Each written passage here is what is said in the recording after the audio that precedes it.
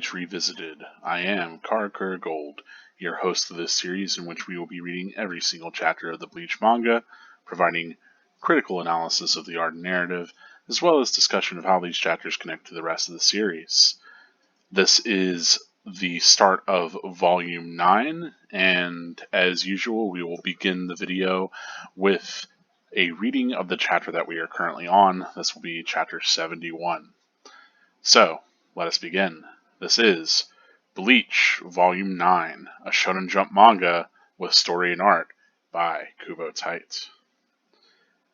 I have a stereo at home. I bought it in junior high with money I earned delivering newspapers. I know it's such a cliche. I've used it for over 10 years. Recently, it hasn't been working so well. I thought about replacing it, but even if I bought the latest, coolest unit, I'd probably still miss this one. So I can't bring myself to buy a new one. In other words, I'm a wimp. Pfft. Bleach is author Pft's second title. Kubo made his debut with Zombie Powder, a 4-volume series for Weekly Shonen Jump. To date, Bleach has been translated into numerous languages and has also inspired an animated TV series that began airing in Japan in 2004. Beginning its serialization in 2001, Bleach is still a mainstay on the pages of Weekly Shonen Jump. In 2005, Bleach was awarded the prestigious Shogakukan Manga Award in the Shonen Boys category. By the way, this volume is rated T for teen, ages 13 and up, because it contains violence and tobacco use.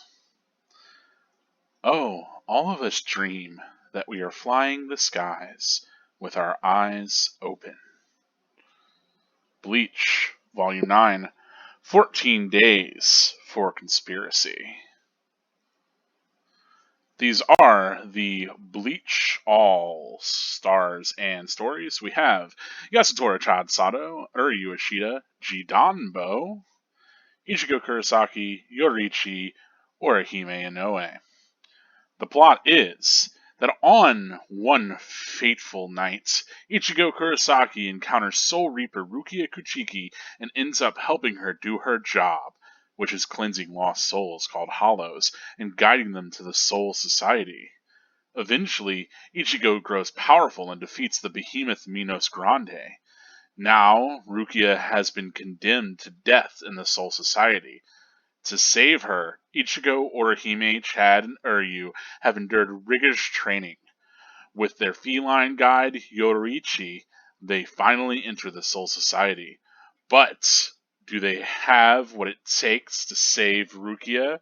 Are themselves? By the way, this is Bleach Volume 9, 14 Days for Conspiracy. And Chapter 71, Intruders.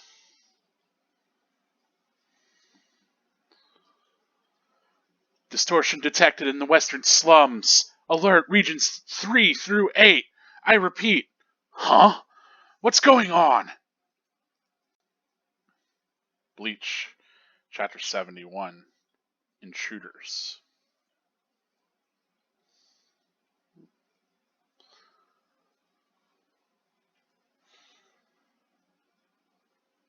They were taking a break. It's an alert! Let's go! Where's my Zabimaru? Oh, I'll go get it.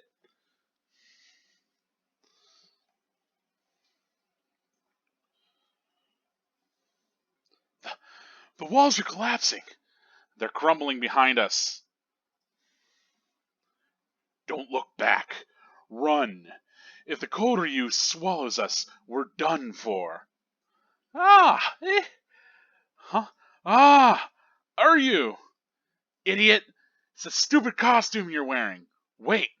Don't use the Zanpakuto. The Koryu entangles all spiritual energies. If you swing that sword, you'll both be swallowed up. Then, what am I supposed to do? Whew, thanks. Hey!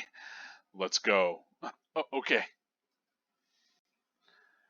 Put me down, Chad. I can run on my own. Put me...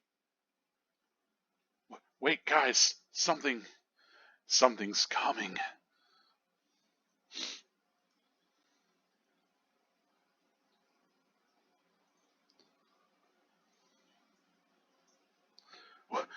What is that? It's a Kototsu, a cleaner. It appears once every 7 years. But why now? Run! Very fast! Run for your lives! Hurry! The exit's just ahead. No! It's catching up! Orihime! Hinagiku! Bygone! Lily! Santin Kaishun! Three God Shield. I reject!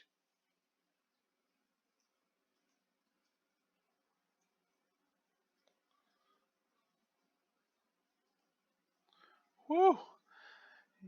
Is everyone alright? Wow. Ichigo, that's a cool landing pose. Shut up. Oh, geez. What a trip that was. Worse than I expected. I can't believe I'll have to haul out my spare cape already. He brought a spare? I'm glad nobody got hurt. What were you thinking? Did you not hear a single word I said? Luckily, it was only the shield that touched the Kototsu. Had it been your little 6 flowers themselves, you would have been snatched up along with them, and you'd be dead. So sorry. You don't have to be so hard on her. We'd all be dead if she hadn't done what she did. You failed to grasp the gravity of the matter. Hey, the dust is settling. This is the Soul Society? Yes. This is the slum district, commonly known as Rukongai, the Drifting Spirit Town. It's where souls live when they first come to the Soul Society. It lies outside the walls of Seirete, where the Soul Reapers live. It's the poorest, but the freest part of the Soul Society. The majority of the Kanpaku live here. Really? It looks deserted. Yeah. Hey, the town looks totally different over here. Yes, I know, that's where the Soul Reapers live, right? I'm gonna be the first one there. Wait, fool! Don't get too close. You'll die. Huh? Ichigo.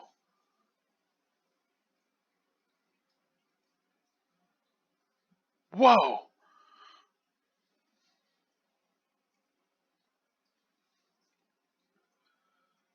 It's been a while since anyone tried to crash the Seiremon, the Spirit Gate, without a permit. At last, I have a customer. Welcome, boy. I'm sorry, the blade's kind of dirty. I used it to chop pickles. Mwah! And that is it for Chapter 71 of the Bleach manga and the beginning of both Volume 9 and the Soul Society arc. So let's get back to the very first page that we have, and we can start to discuss the beginning of this volume as well as this chapter, both the art and the narrative, a little bit of how both are working in tandem to help push everything along, kind of taking a deeper look at all of that and giving some of my own personal response, how I feel about all of this on a reread, as this is, primarily a video series that is about revisiting Bleach after all. So, here we come to the ninth volume with yet another volume cover that has a character that we have not seen yet. This mysterious, very endowed, black-haired lady who is missing an arm. Notably, she does have assumably a Zanpakuto strapped to her arm, but it is curious, nevertheless, who this might be. Kind of cool thing, I guess I say cool thing, notable thing, is that the anime notably does not show this character as an amputee. They usually have her depicted as having a prosthetic arm instead. Largely because Japan has pretty serious censorship laws whenever it comes to actual dismemberment. You'll often see like censorship done for whenever characters' limbs or heads get cut off, that sort of thing. So it's kind of notable and a difference from what we typically get in Western media, where typically here sexual stuff gets way more censored, and violent things less so. Anyway, nevertheless, gives us a new character to be curious about, and if this character is going to be as significant as who we had in Volume 8, right, who is Old Man Zangetsu, which we know is a very significant character now.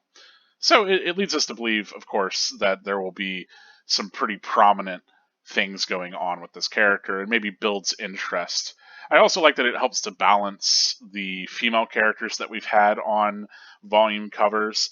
And ultimately, I like that we're starting to get more and more dynamic posing of these characters for the volume covers.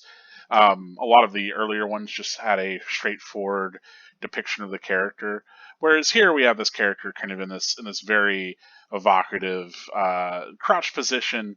Of course, it is pretty heavily highlighting sexual traits of hers, so we'll see how sexual she is as a character otherwise.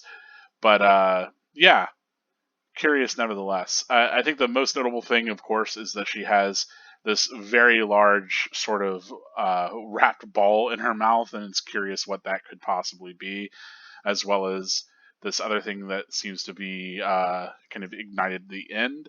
I will say that this is probably some sort of bomb or cherry bomb of sorts, and that this is all one kind of thing, this being a fuse that she has pinched between her teeth, this kind of being the end of it.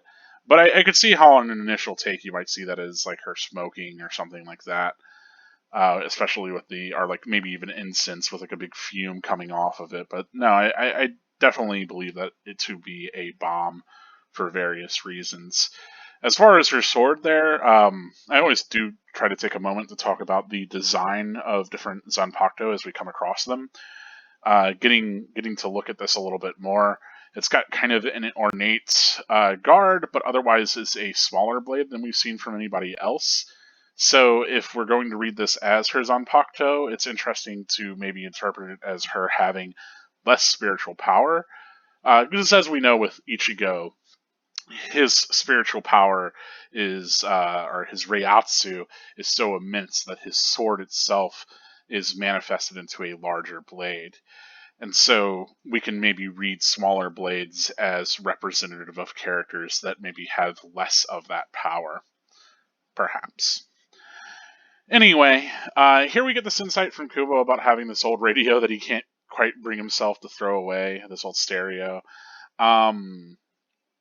This is kind of reflected in Bleach. The reason why I actually bring it up and I'm talking about it here is that Koan has a very similar sort of story where Kubo really he saw like I think like a discarded kind of plush or whatnot, and he thought about the circumstances that might revolve around somebody throwing such a thing away, and wanted to sort of help kind of keep it around in his manga, right? That it could be the sort of thing that like Koan, this idea of this discarded thing that other people see as pointless, but Kubo kind of has this soft side and wants to breathe life into these things and value them.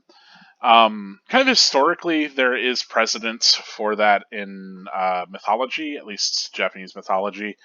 There's this idea that things have spirits tied to them, right? And that any sort of tool or anything that you keep around for a significant amount of time will develop its own sort of spirit. And so that's why there's actually a lot of yokai that are tied to things like umbrellas and like sandals, things like that.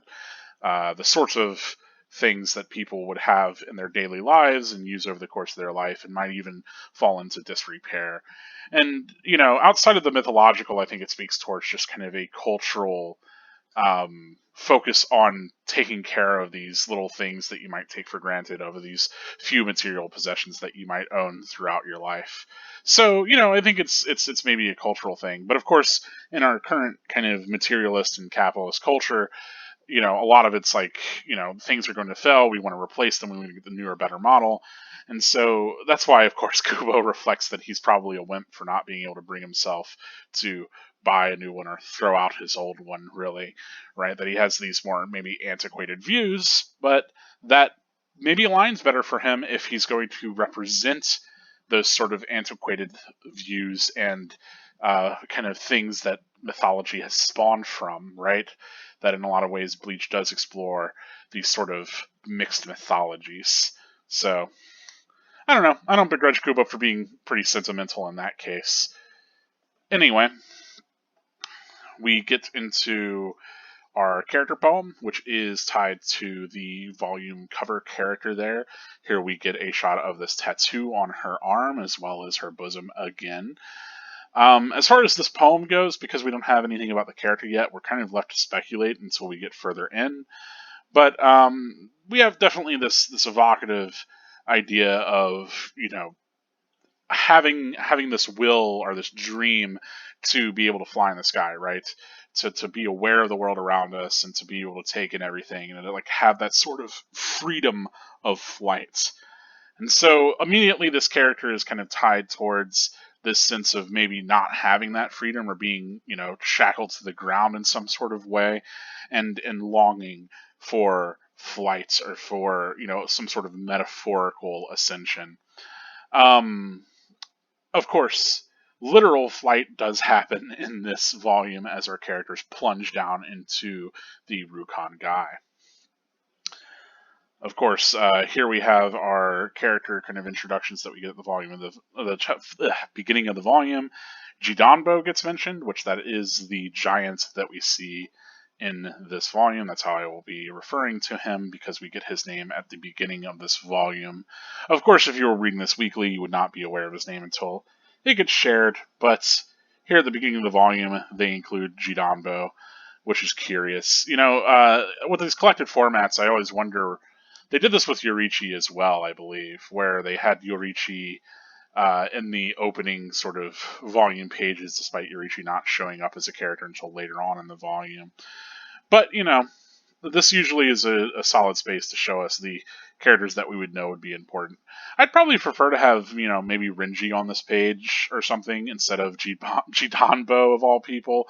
But it does let us know that Jidanbo will be significant in the chapters to come.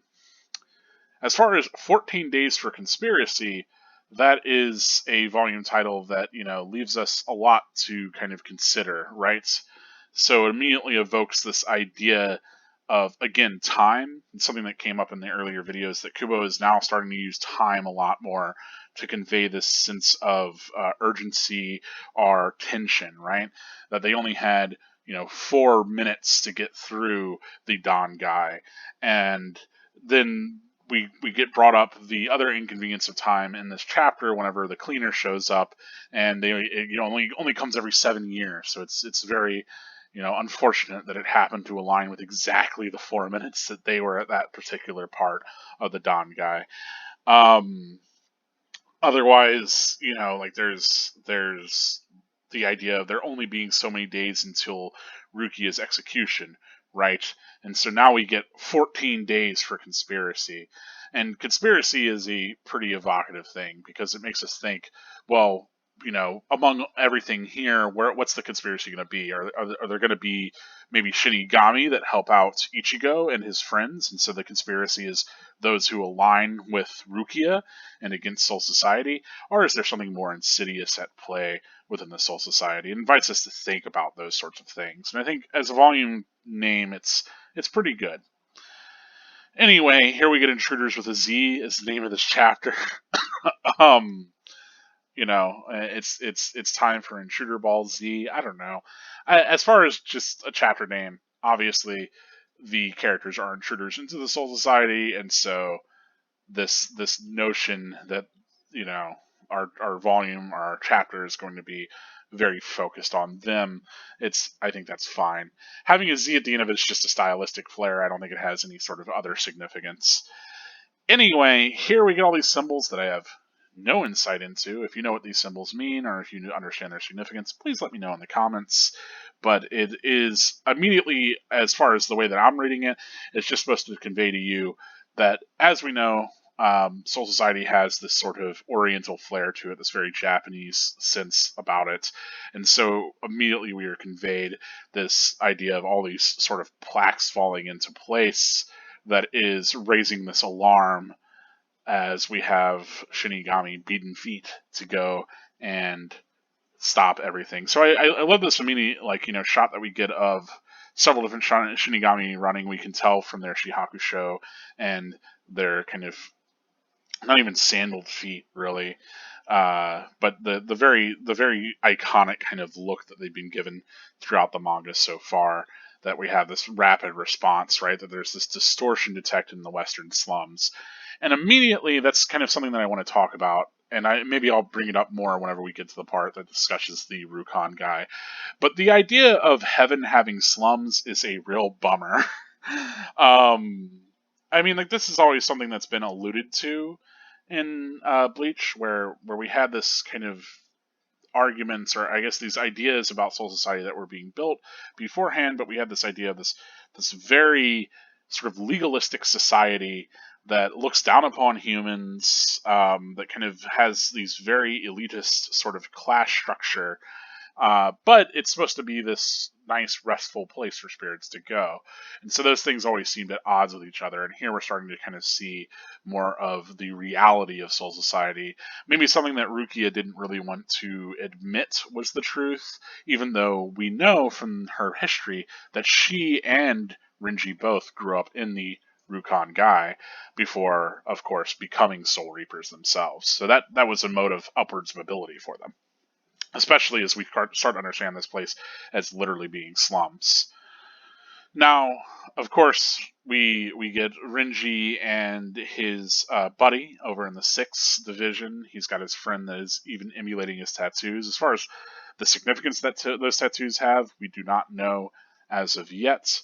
But, Rukia has given him a hard time over them. But I like that we get immediately one of these Soul Reaper characters that we are quite familiar with, Renji, having this intense response. And I love that here, finally, we see Renji with another piece of headgear. So before he had this pretty cool visor, now he's got this sort of headband tied, which I think is a decent look for him. Of course, this sort of shock on what's going on, I think, is fantastic. This turning around as he's surprised by all of this. I think the chapter cover for this chapter for Intruders is fantastic. It is a 2-page spread, and yet again, my manga reader not being able to do 2 pages is a real shame. If you do know of one, I will always be up for trying other programs, but mine can only show 1 page at a time, which is really unfortunate because some of the spreads in Bleach are some of my favorite in manga in general. But here we get to see all of our characters looking pretty cool. As we have Uryu and Ichigo. I love Ichigo kind of with his arms slung around Zangetsu here. We get Chad posed such that his big cool kind of arm of the giant is featured forward, and we have all the Shoshinrika flying around. I also really like that there's this large scarf that connects all of our characters. So we see it here worn by Chad, flowing over to Orihime.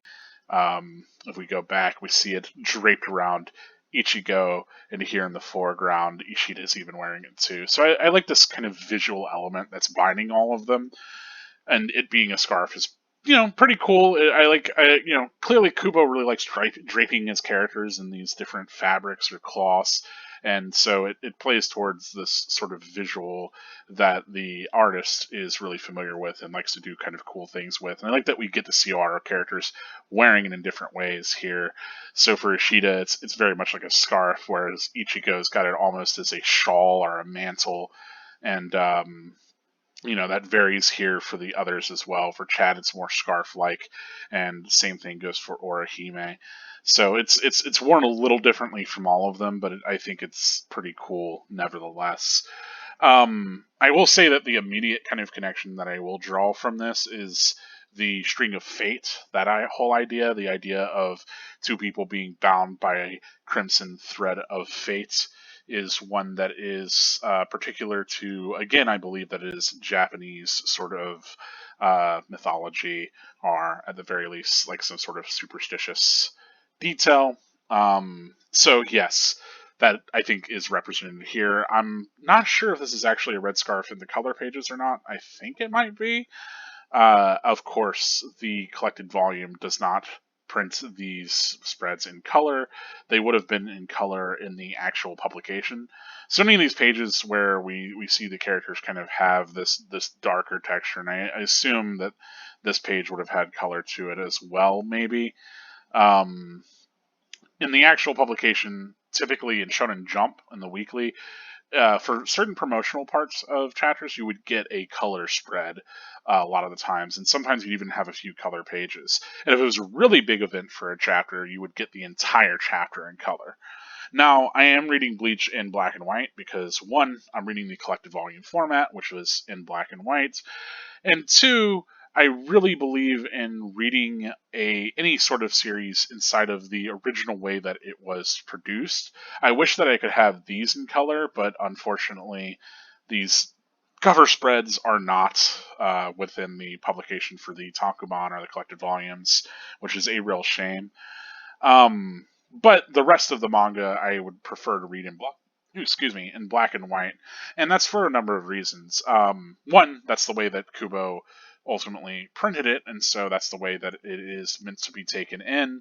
I know that there was a color version done later. I'm not sure who they got to do the colors for that. I don't always agree with the coloration decisions that they had made. Um, but, I think it's a fine version if you just prefer to read it online in color. I'm not going to knock that against you or anything. The reason why I really like to read it as it is like I said, I really kind of respect the way in which the creator wanted to convey their medium.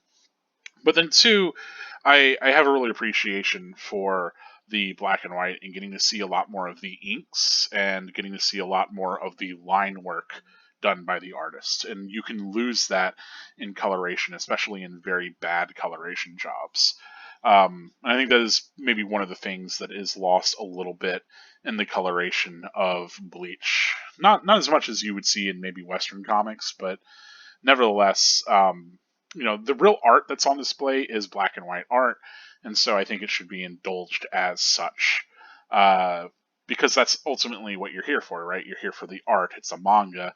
If you were here just for the narrative, then you would probably just be reading plot summaries or something, right? There's this visual element to it, and I think indulging that visual element is important. I don't know if I have, like maybe some minor synesthesia or something. But the more that I read things in black and white, if I'm really reading a lot of a series in black and white, I tend to be able to actually read slight color off of it as well, if that follows at all. So, like, it being in black and white doesn't even strike me as significant after a certain point. Um, I know, obviously, more intense synesthesia is that, like, even letters will have specific colors to them, or colors will have a sound or a taste or whatever. Like, your senses being conflated in that way. Um, you know, that's the kind of thing that you will see with more intense variants of that. But I don't know. I don't know if that's just for me personally is something that maybe happens to everyone. If you read a lot of a black and white series, you start to kind of not even see it as black and white anymore, if that makes sense. I don't know. Has anybody else experienced that? If you have, please let me know. But also let me know how you feel about like color versions of things versus reading it in the original sort of black and white, because I can certainly see arguments for either. Anyway, let's move on to the actual chapter. Of course, we get this bonus in the volume where Renji was just hanging out and having a snack, and of course, his bud has to go and get the Zabimaru, which is amazing that Renji doesn't carry it on him, seeing he is a vice captain in a serious part of the Soul Society's military. But I don't know, maybe he left it at the door whenever he went to go take his break. Who knows? Um, of course, I'm not remembering this other character's name all off the top of my head, which is terrible. I don't know if he's been introduced by name yet. I think he might have been, but I know he was present in a few chapters back, but I don't remember if they actually named him. And if they did, I'm a terrible person with a terrible memory. I'm terrible with names, notably. So that's all on me. Anyway, I will remember. I will forget even the names of major characters. Just you wait. The only thing that helps keep me updated on the names for a lot of the Bleach characters is because I play the Bleach Gacha pretty much every day. And that's only because I like Bleach. I'm not really into gacha games. But it does help me remember a lot of the names of characters like the Fraction or other sort of really minor characters that we'll get to later. The cast of Bleach will significantly sort of bloat, as you will come to find. Anyway, we cut back to our other characters, I think, in pretty effective means. I like that we get a shot of each of their different kind of footwear running across the ground. I think that's pretty cool, as we know that they are fleeing out of the Dangai as the Koryu walls close in on them. Of course, we don't see. I wish we would have maybe gotten the plotting of Yorichi's feet here too, maybe even alongside one of the other characters, but I think it's fine. Of course, more shots of everybody sort of running together, panicking. I like that Uryu is the first to look back, even though that is literally the advice that Yorichi said. Something not to do, don't look back, just run forward. But of course, Uryu, as Chad had insight on before, is someone who is maybe the most fragile of all of them and the easiest to sort of break. And so if anybody's composure is going to be threatened immediately, it's, of course, Uryu's. And so here we have that happen, which I think is pretty significant, that Chad had this kind of right call about his character. Wasn't 100% right, of course, Uryu did show up to help them out, but here we're starting to see a little bit of the crumble of that. I love how also I will note how determined Orihime looks in this page as she rushes forward. It's good stuff. All in all, great page for all of our protagonists. Of course, immediately we get kind of what I feel is really effective setting of this tension here, where Yorichi is reminding us, of course, that should the Koryu swallow you, you're done for, that you will become paralyzed, and it comes crashing down right next to them, too. And part of it, of course, hits Uryu, and as he's pulled back, Ichigo gives him a hard time for wearing his stupid costume. And I like that we get this reminder that, he shouldn't use his Zanpakuto because it will entangle all spiritual energies, including his sword. So should his sword actually touch it, he will be entangled as well, which is pretty cool. It's a reminder of this sword as actually being a part of his spiritual body and not actually being this tool or this distinct sort of external thing, but it's a manifestation of his power and his spiritual entity, a kind of essence, which is neat. It's a good kind of grounding reminder of how these things work. But I like that Ichigo is really quick to respond and has this moment of what am I supposed to do? And in that moment of hesitation, I like that Chad's able to act and save Uryu, which is really cool. That he grabs the cloth first and foremost, so he creates this kind of barrier between both the cloth and the wall, and Chad really interposes himself and then shunts Uryu forward. And I think that's ultimately really, really quick and smart thinking on Chad's part, that he's able to use his bare hands and kind of, come into danger's way, but is very able to smartly disentangle Uryu from the Koryu. And ultimately, I think it does a great job of highlighting Chad's strengths, literally, haha, but also figuratively. That he's a character that acts very selflessly and very quickly, without even having to think or second guess the situation. Whereas Ichigo was about to act, got reprimanded, and then had this moment of hesitation about it. Right? I also love that then Chad, as always, takes things into his own hand and throws Uryu over his shoulder after, Uryu already being the one to look back. Chad's had enough of this and rushes forward, capable of even carrying Uryu himself, which, yet again, shows how much of a badass dude Chad is. And I like that, we get those differences in their personalities, that through this moment. Sure, it's maybe a moment of weakness on Ryu's part, but ultimately I think is a very cool kind of moment for Chad and helps to distinctly differentiate between all of them.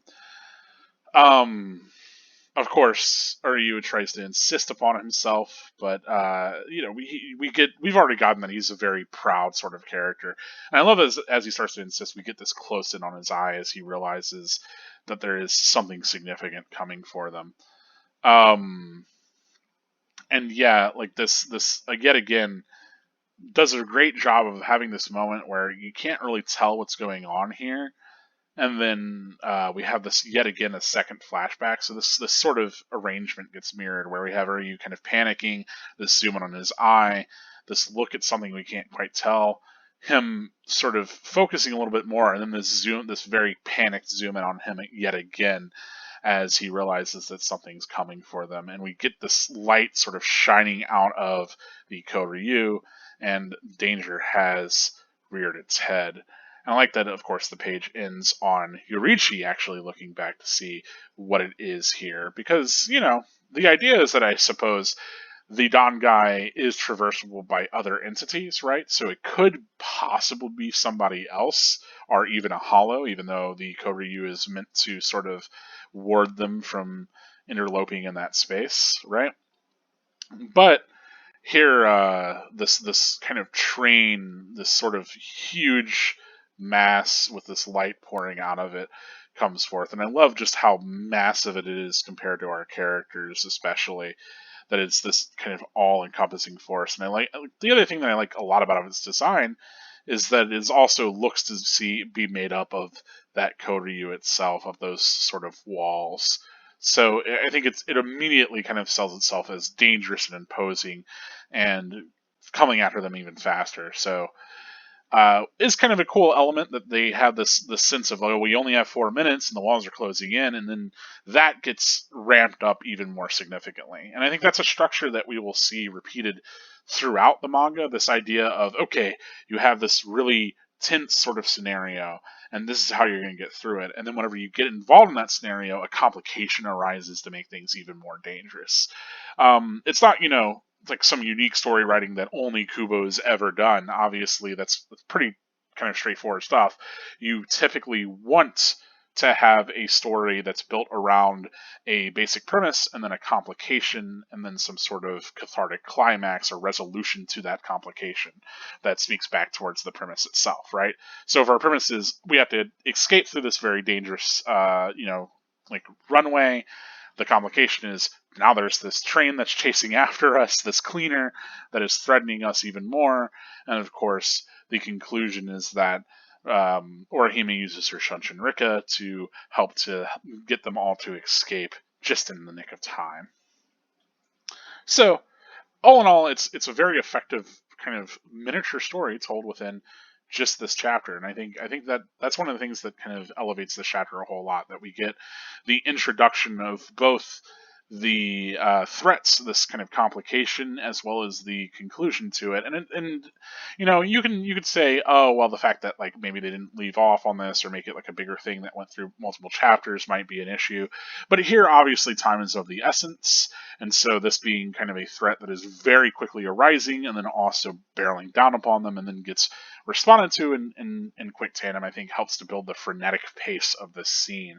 That it's very kind of chaotic and quick, and it plays out in a short amount of pages. And so I like that. I think it's effective use of the space, and it works towards ultimately the sort of pacing that the moment would have had in this kind of narrative space as well, is mirrored within the actual medium. Here, of course, finally all of our characters turn to look back, which, I think is a cool moment. Of course, we have ourselves framed as the kind of point of view that they're all looking back from, which is good stuff. So it gives us immediate kind of rise to look at them. And in here, I think, again, we could see some kind of subtle things, but very effective ways that we're going to be drawn into this image. So not only do we have the speed lines kind of helping to draw our eye towards both Orihime and Ichigo's heads, and also get the sense of this kind of very fast, tense moment where you get speed lines on basically every one of these pages. Kubo sure does love those speed lines. But then the other cool thing is that part of Chad's outfit, this big black stripe up it, actually helps to draw your eye up towards his eye. So it works as kind of an arrow pointing towards where the scene is. I love the kind of arc of it there. Um, yeah, it's good stuff. I think it's a pretty cool arrangement in general, pretty good and effective. And of course, we get this introduction of the excuse me. Ah, man, this is the problem with these being unedited, scripted sort of, or not scripted, unscripted videos. Is that should I need to cough, sneeze, or otherwise, it will happen and it will be recorded. But that's how you know that I'm doing this genuinely, I suppose. I'm not just some robot and I'm not reading off of a script. I do this daily. Anyway, so here we do get the Kotatsu introduced. Kototsu.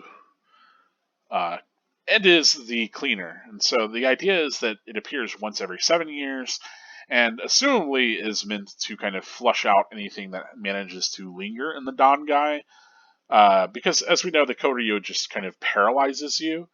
Maybe this completely eliminates your spiritual sort of presence. Dangai seems like a pretty dangerous place. Terrible, terrible, horrible in between the realms area. But yeah, I love again that the size and the ferocity of this thing are really sold into us, and it is right on the heels of our characters. And here we have our square and exit, right?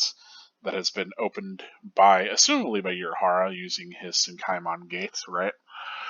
And of course, because Uryu is thrown over Chad's shoulder, we have excuse for one of our characters to be aware of it.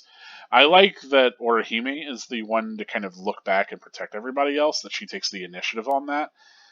It's yet another kind of strong moment of growth from her, and really kind of quick thinking, right? Of course, we come to learn that it's pretty dangerous that she did that, as she could have lost all of her Shunshin Rika should they have been touched. But nevertheless, I think it's a pretty strong moment as we get Orihime kind of taking the initiative to protect them all. And I love this huge kind of flash of energy. We get our characters just kind of strikingly silhouetted here. It's a pretty powerful moment, nevertheless. They all get. I love how they all also get jettisoned out of here. So I love that we get this kind of smoking square, and immediately the square. We know that square in the sky to be evocative of the portal that they're coming through, right? We've seen this sort of square that they've entered, and that being the exit, and so that being there, and I love that there's this moment where it's sort of hesitant, and then there's this huge explosion, and then we see them all shunted right out of it. I think that's great stuff. And of course, the smoke clears, and we get to see our characters. And I love a number of things about this. So of course, I like that Chad has a very cool heroic landing, and nobody else does. Even Yorichi is splatted. Um, and the other kind of thing that I really like about this is that we actually get Orihime Shunshin Rika being the thing that blanketed their fall. So not only did she protect them from the cleaner itself, but then she was able to even use it as they were thrown out to stop them from, all kind of, I guess, becoming guts and dust across the pavement. So, good stuff. Orihime really pulling her weight immediately. And I think that's sort of the thing that I like a lot about this early bit of the Soul Society arc, is really seeing all of our characters able to put their strengths into what's happening. And this chapter especially, I think, gives both Orihime and Chad a big win. Obviously, you get a little bit less from Ichigo and Uryu, but those characters have a lot of ways to show off beforehand anyway. Of course, Yorichi continues to work as a guide, and an effective one at that, nevertheless.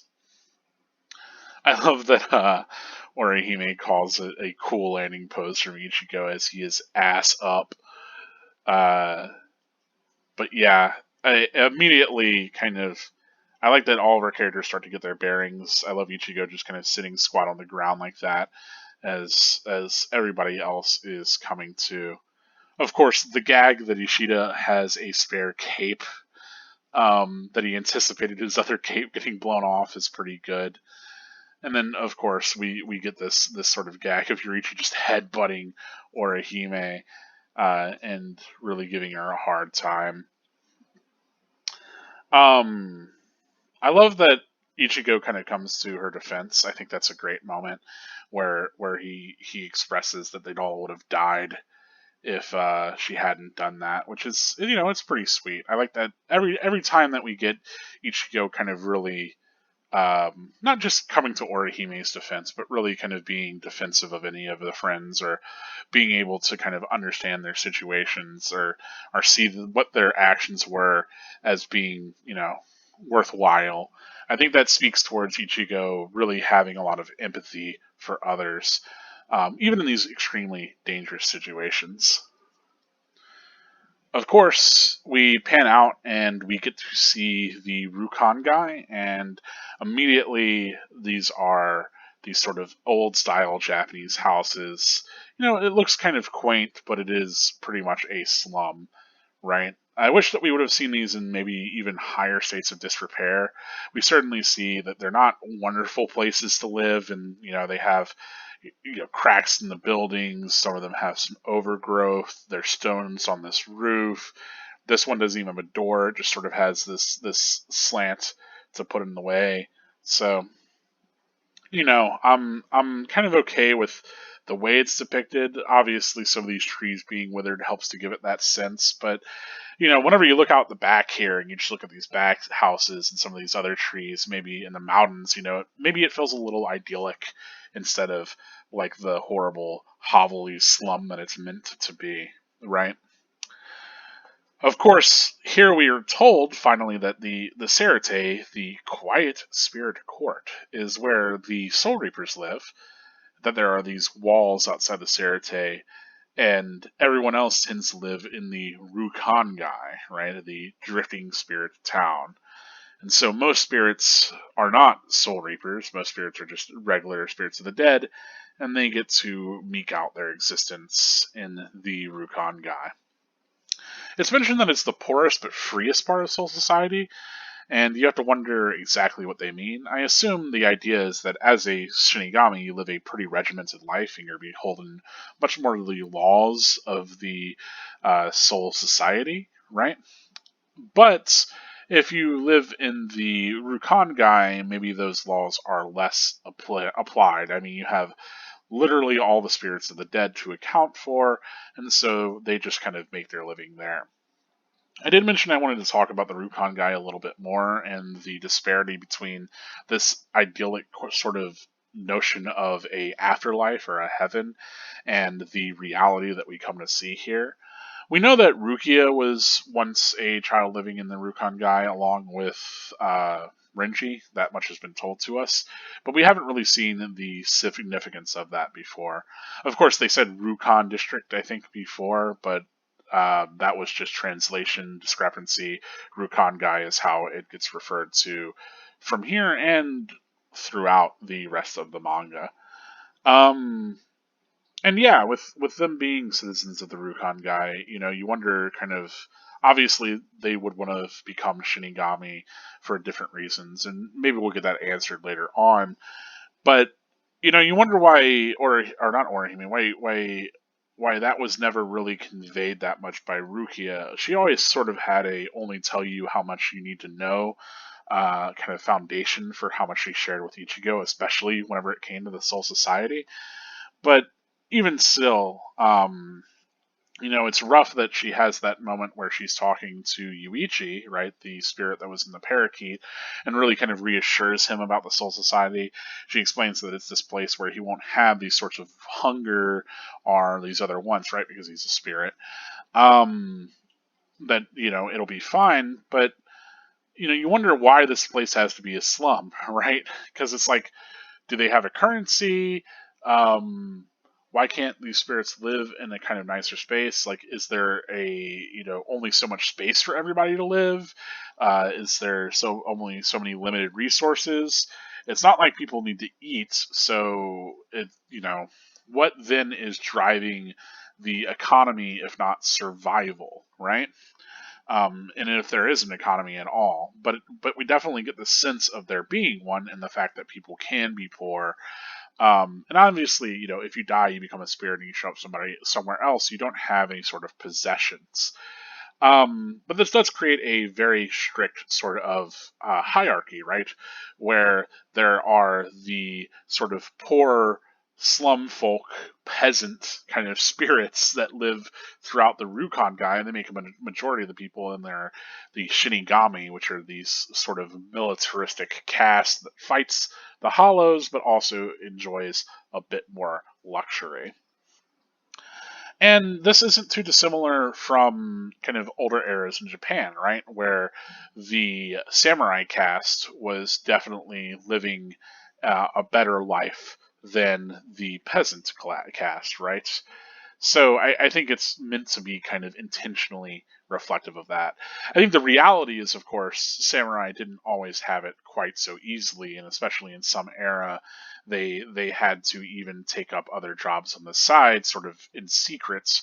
And that with the rise of the sort of reviled merchant class that through capitalism were able to kind of raise their economic well-being, if not, obviously their social well-being, not so much. That's why they tend to look down upon, right? The idea that social mobility could be tied to commerce rather than towards one's own capability or lordship, right? Their title. And so we get this very sense that Soul Society is this very antiquated place, right? That it has these very old sort of social structures and hierarchy that really doesn't do a lot to benefit these people. That said, I don't know, they're spirits. What do they need it for? Like how much comforts should be afforded to you whenever you're a spirit and you don't really need to eat, right? So it's an interesting take on an afterlife, nevertheless. Obviously, I think it has more roots within a sort of Hindu or Buddhist conception of these different realities, right?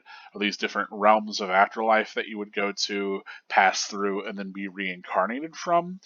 But, I'm no expert on that, so I think that is the most I will speak about it. Anyway, continuing with the chapter, I like that immediately Ichigo is able to realize, like, oh, hey, that part of the town looks way different. And, they note that this area looks deserted, and I wonder if it's just people are hiding after that huge explosion. But of course, Ichigo, realizing that as the Serite, that must be where the Soul Reapers live, and I love that we actually do get those power lines. So that sense of this sort of urban environment, and Ichigo immediately rushing back towards it. Of course, Yorichi, being very familiar with this, warns Ichigo not to get too close. And I love that helps to give us more of a sense that Yorichi is very familiar with the Soul Society. I mean, we might have had our suspicions anyway, with Yorichi being Urahara's best friend and Urahara having so much knowledge of everything. But here we very distinctly get the sense that Yorichi actually might be somebody who actually has at some point lived within the Soul Society, obviously. And unlike Kisuke, they're able to actually return here. So, whether or not Yorichi is just a talking cat, that I guess they're talking cats in the Soul Society, maybe, which is strange. We haven't really gotten any precedent for creatures other than we saw that weird frog man and bug man. So, there might be a case for that, but nevertheless, we could definitely get the sense from Yorichi's familiarity with this and the warning that Yorichi gives to Ichigo that Yorichi at least has quite a kind of intimate understanding of the mechanics of this place, especially then also from the explanation of the Rukongai and the Seirite, right? And here come the walls, which I love that that's something that gets mentioned by Yorichi, but we don't really see the wall immediately, and it comes crashing down. And I love the paneled way this kind of crashes down from the sky. It's also, I think, a fantastic thing of putting it in the bottom panel to really sell the sense of this gravity pulling it to our very bottom panel.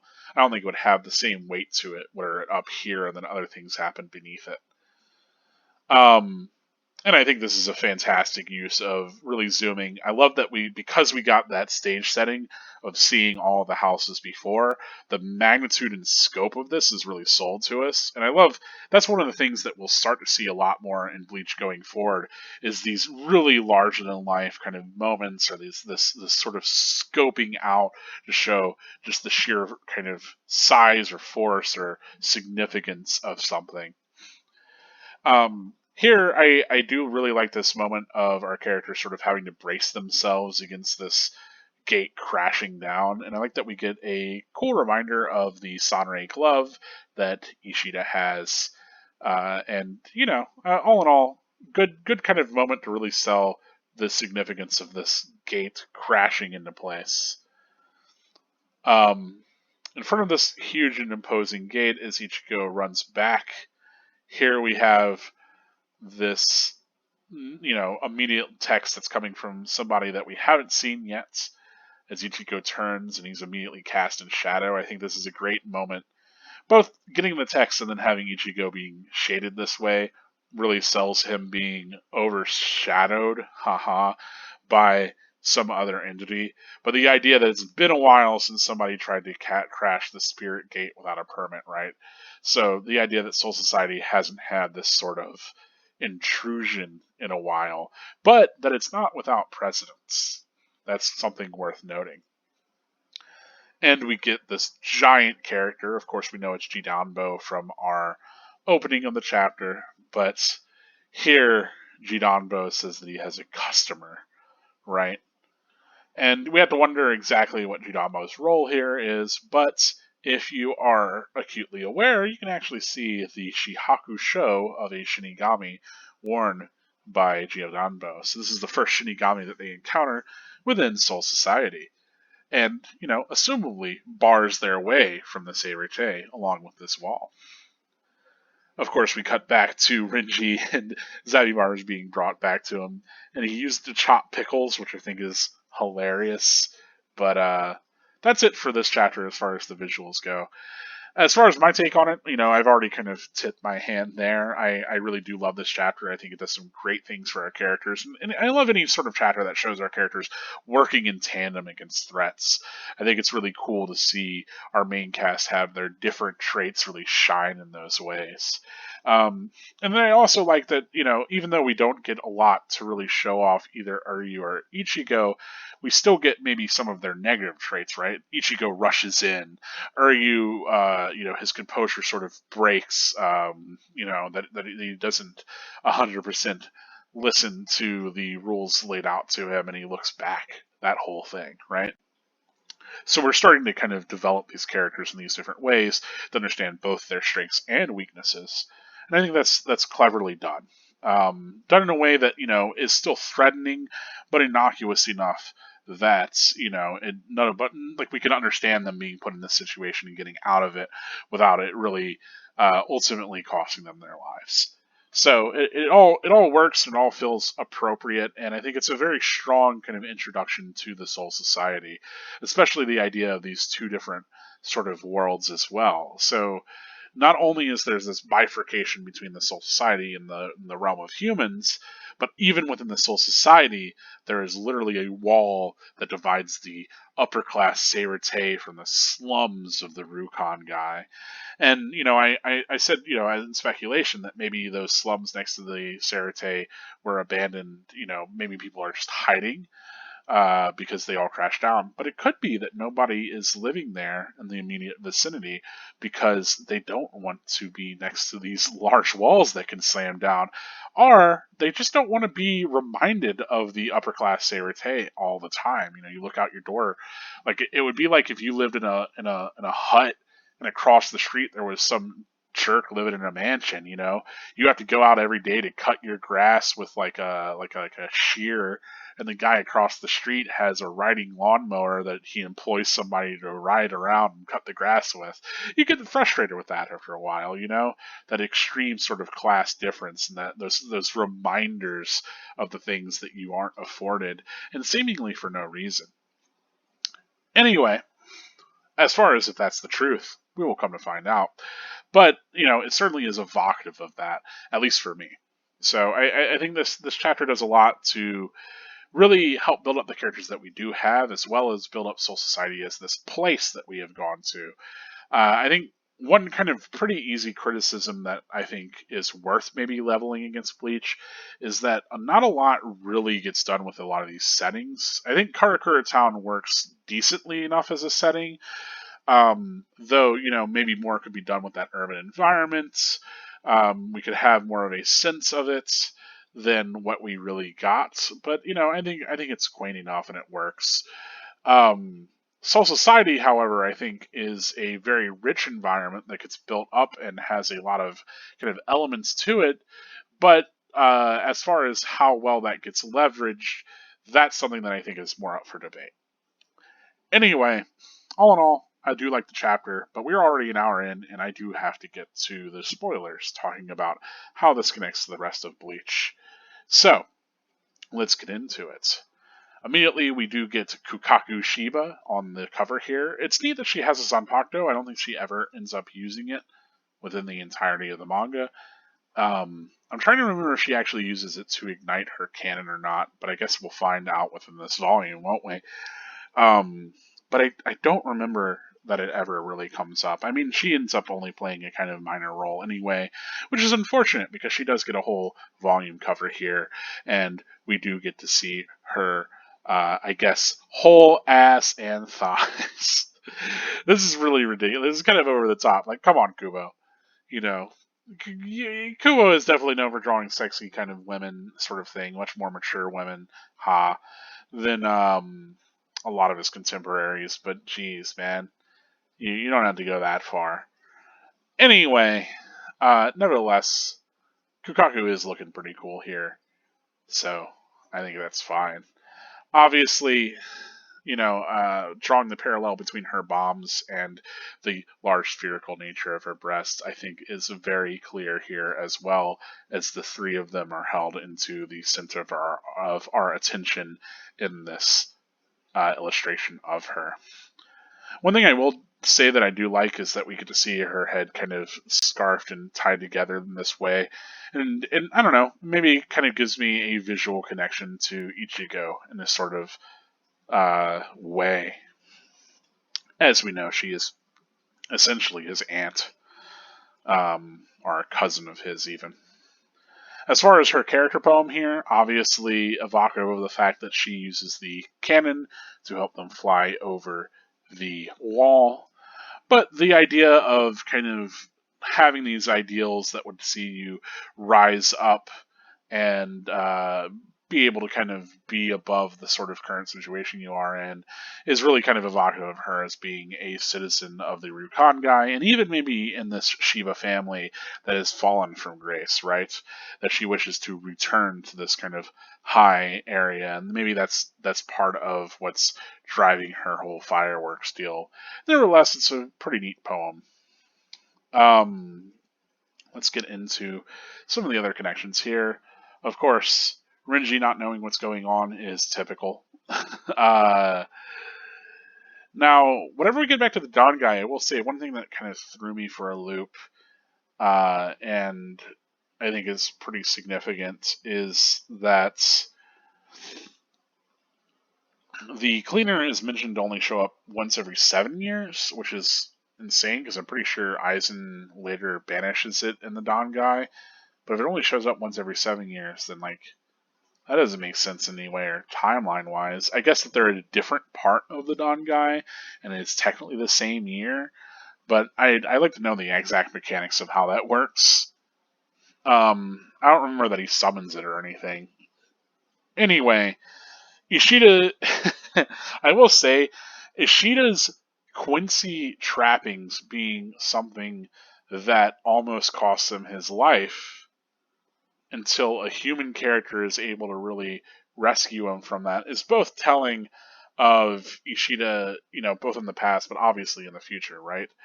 Um, Also, the idea that he's willing to continuously garb himself into this Quincy garb, even though it's been torn from him, speaks towards Ishida's kind of perseverance as a Quincy, right?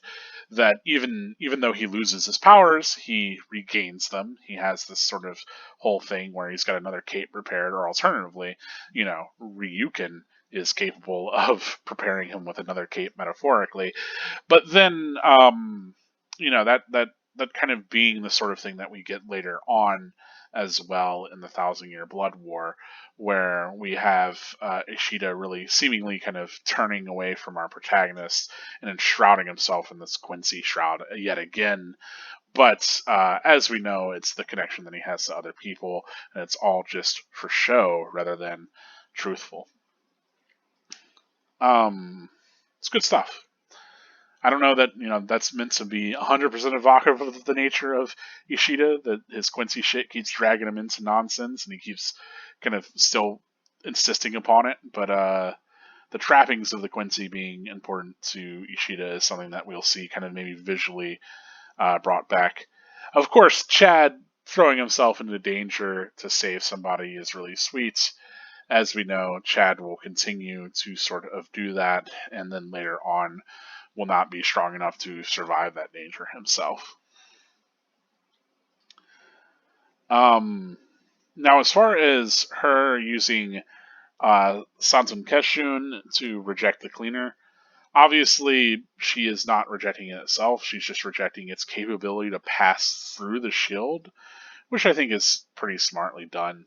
I also really like that she's able to use it here too to buffer their fall. Really shows like kind of her growth in her powers in a way that maybe is easy to miss. Um, I don't know that we have much else to speak about as far as connections. There's obviously discussion of the Serite and Rukon guy, but I think that's all pretty straightforward. Obviously, the weird thing is, of course, we do learn about the money and the economics of this, and that the spirits can eat even though they don't have to. So we have that kind of weird moment of like, yeah, Rukia and her childhood friends having like steal food, but it's like, well, you didn't need to eat the food. Oh, whatever. Um, but I think the idea is that stronger sort of spiritual energies do need to consume this other food to help to maintain the density of their reishi, perhaps. And then also with the Serite, we know that there is a salary, and even at this point, we do know that there is a sort of salary that Shinigami earned, and that at higher ranks they earn even more, and they are afforded more luxuries. And the idea of this sort of sense of the noble clans and the sort of clans having wealth is really well reflected in Omeda of all things.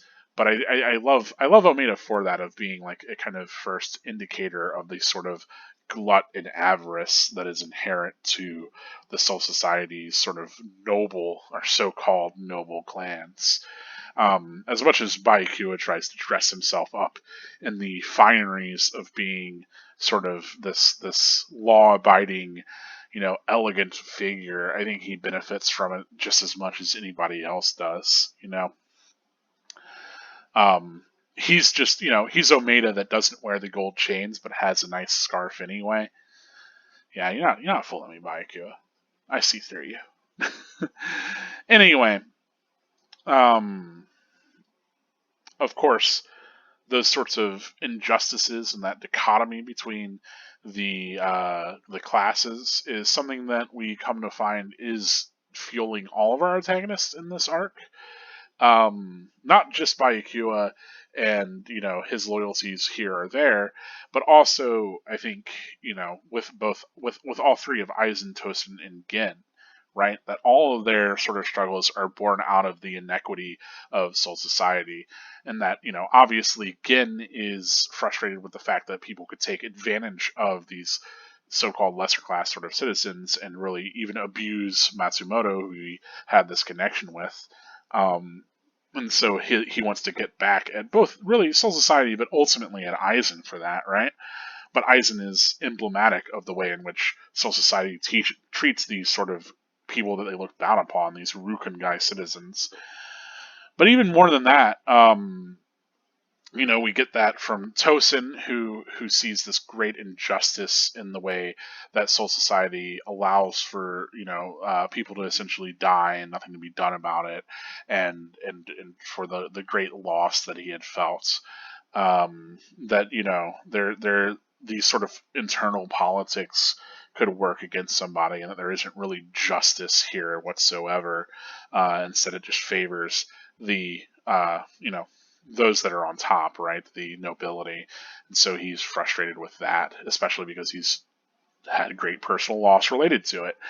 And then finally, with Aizen, him wanting to kind of rule everything from the top and seeing this as this kind of society that doesn't have clear, concrete rulership, but instead is this amalgamation of all of these really corrupt leaders kind of just pulling the strings to their own ends. I think Aizen definitely is coming from this place of maybe, I don't know how much we see like him having any sort of personal loss or frustrations with that, but this idealism to kind of instead change things by standing at the top of all of it at any cost. In fact, I think Eisen works even better for not having those sort of personal connections because he's eschewed all of those chances at having personal connection with Momo and with Shinji and with Urahara and later on with even Gin and Tosin and any of the Espada. He keeps them all at arm's length and suspects them all of treachery because ultimately he doesn't put his true trust in any of them. He's just seeing them as pawns.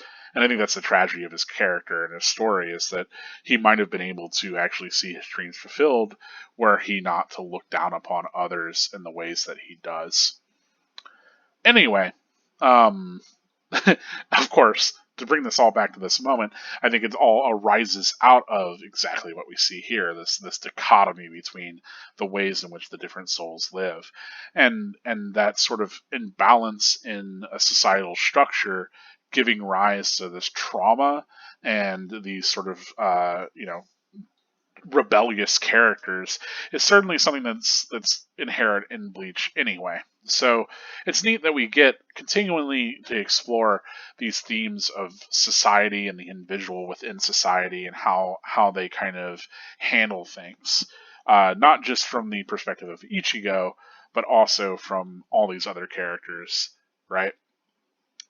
Of course, I love the gate falling down. I mean, I already talked about that.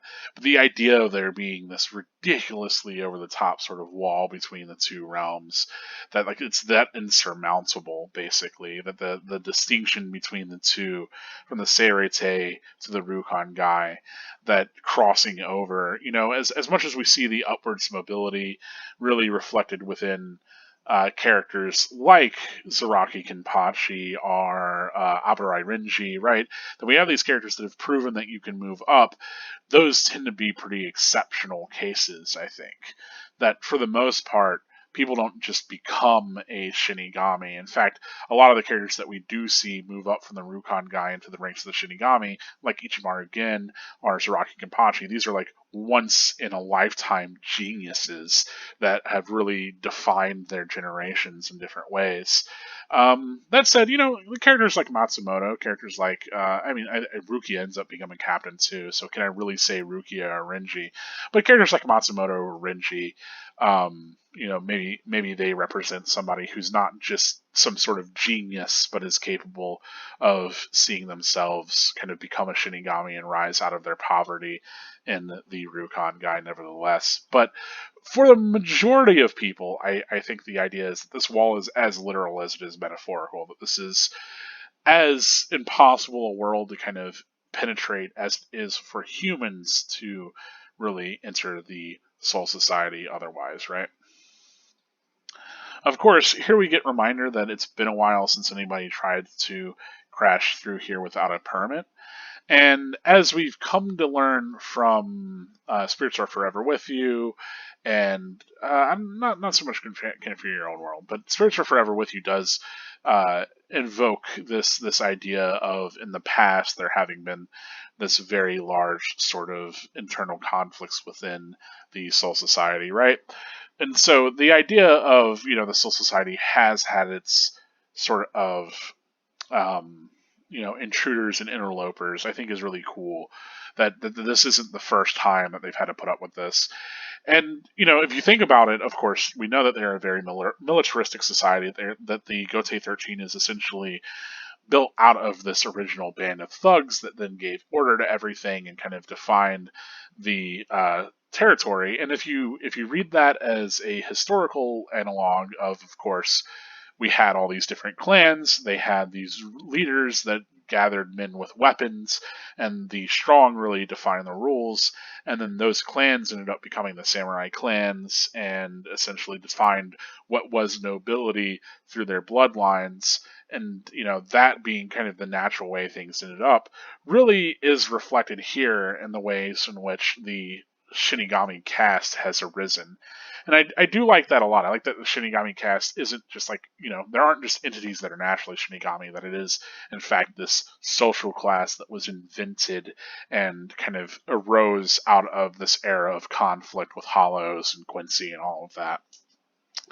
And it was only like the toughest sons of bitches that were able to really form this organization. And sure, they gave structure to everything, but whether or not that structure is actually, beneficial to most people, that's something that's to be argued, right? And I think that's entirely the point, right? In a lot of societies, the structure was grown out of people that came into power through force, and then those people assured their power through decreeing laws and traditions which saw them favored, right?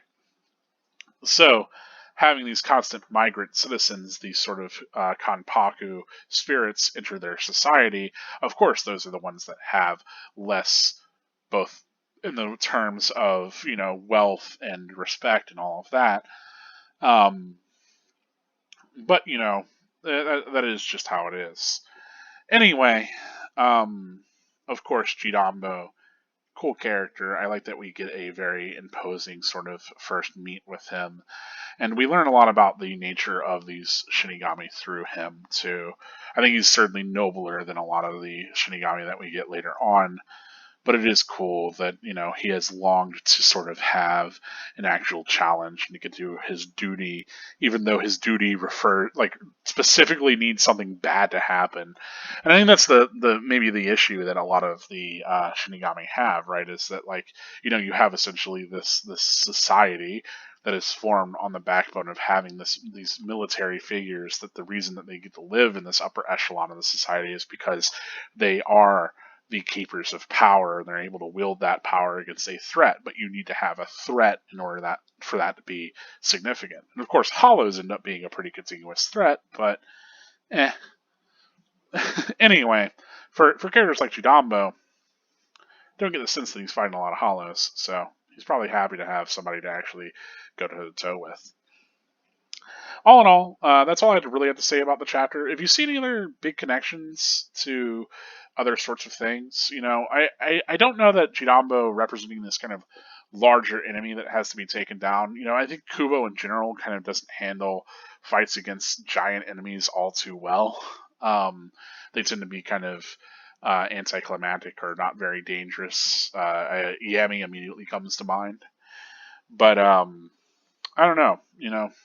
Let me know what your thoughts are. I think anytime that a character gets really big, that tends to be the immediate moment that they get shut down.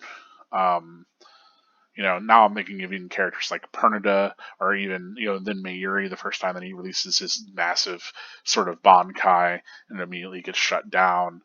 There's also what Oznot, whenever he uses the fear, and then he becomes this giant grotesque monstrosity, and Rukia immediately cuts it apart.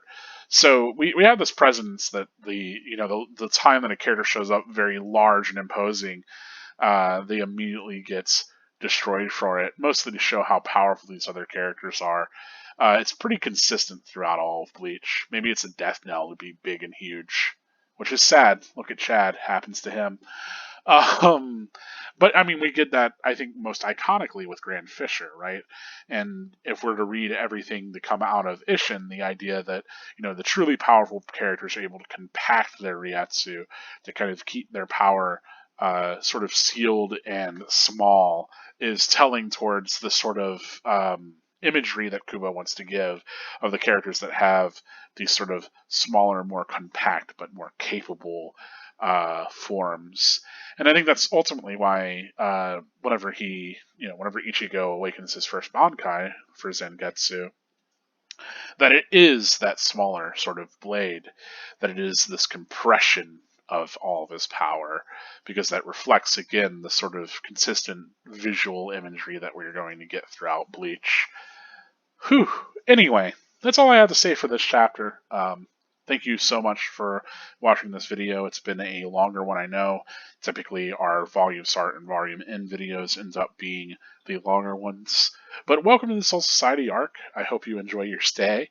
I hope you enjoyed this video. Please let me know in the comments if you saw any connections to anything else. As always, mark those spoiler comments as spoilers so that you don't, spoil anything for anybody that might be reading this for the first time. Otherwise, again, thank you very much for watching this video. I do suggest that you give the video a like if you watched it all the way through, just so that I can know that you did see everything here. Also, please do subscribe. I will be uploading some other content that isn't just these Bleach Revisited videos, but also you can make sure that you don't miss a single beat whenever it comes to that, and it helps my channel grow. Speaking of helping the channel grow, you can support me on Patreon. In fact, right now you are seeing a list of everybody that is currently a patron, and for as little as $1 a month, you can help me make this content. So a huge shout out and thanks goes to everybody who is supporting me there. I really do appreciate it. Thank you very much. If you're interested in the Patreon, the link is in the description for this video, as it is on all of my videos.